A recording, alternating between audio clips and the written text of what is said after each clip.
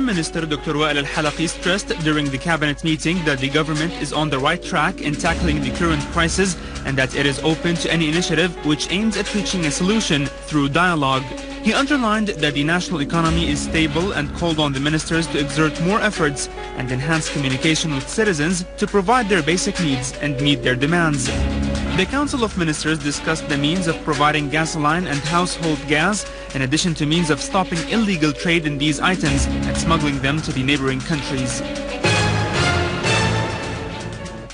Prime Minister Dr. Wael al-Halaqi underlined the depth of strategic and historical relations between Syria and Iran and the role of these relations in confronting the Zionist American schemes in the region. During his meeting with Iran's ambassador to Damascus, Mohammad Rida Shaybani, al-Halaqi pointed out to the importance of developing economic relations between the two countries and expanding bilateral trade by setting mechanisms to facilitate trade. He also expressed appreciation for the Iranian side in rapidly meeting the Syrian need for medicine and other items. Iranian Deputy Foreign Minister Hossein Amir Abdullahian said that the political solution is the only way out of the crisis in Syria, ruling out allegations about his country's intervention in the affairs of the regional countries. In a press conference, Abdullahian said that the strategy of Tehran concerning the regional countries is based on mutual respect. Abdullahian considered the parties who raised these allegations as the ones who openly support the terrorist war on Syria and those who kill the innocent people there. In al-Bahdaliya in Damascus suburbs, a Syrian Arab army unit killed and injured members of an armed terrorist group that attacked civilians behind Al-Faisal swimming pool.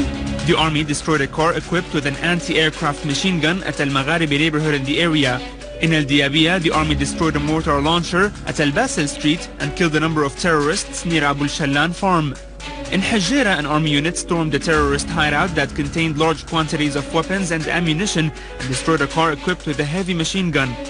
In Aqraba and Douma, other army units clashed with a terrorist group, killing and injuring many of them. A Syrian Arab army unit destroyed a terrorist hideout in Al-Khafse in Aleppo countryside, including the weapons and ammunition there. An official source said that during the operation, many of the most dangerous terrorists were killed. Another army unit eliminated a number of terrorists who were committing acts of murder, looting and sabotage in Al-Suwaiqa in Aleppo city. Several armed men were also killed in the area surrounding the Grand Mosque. Meanwhile, engineering units foiled attempts by terrorists to detonate 20 explosive devices planted in several neighborhoods in Old Aleppo. In Homs countryside, a Syrian army unit continued to chase armed terrorist groups in Al-Sa'an area, killing and injuring many of them. The army also confiscated large quantities of weapons and destroyed their terrorist hideouts in that area. In Daraa suburbs, army units eliminated terrorists in Busra al-Harir, confiscating their weapons and ammunition. The weapons found included various kinds of machine guns, a missile, and large quantities of ammunition. Engineering units also dismantled a number of explosive devices at the entrance of the town.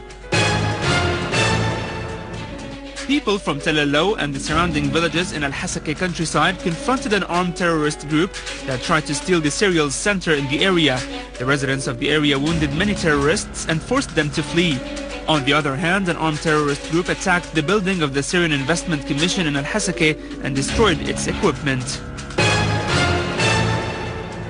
Popular committees in Al-Yarmouk camp in Damascus called on the Palestinian factions to quickly and seriously move to rescue the camp from the terrorist groups that attack houses and loot public and private property. They considered in a statement that forcing the Palestinians to leave the camp is a political and human crime, stressing that keeping silence of what is happening holds Palestinian factions and all civil society organizations and Islamic commissions responsible for what is taking place at the camp.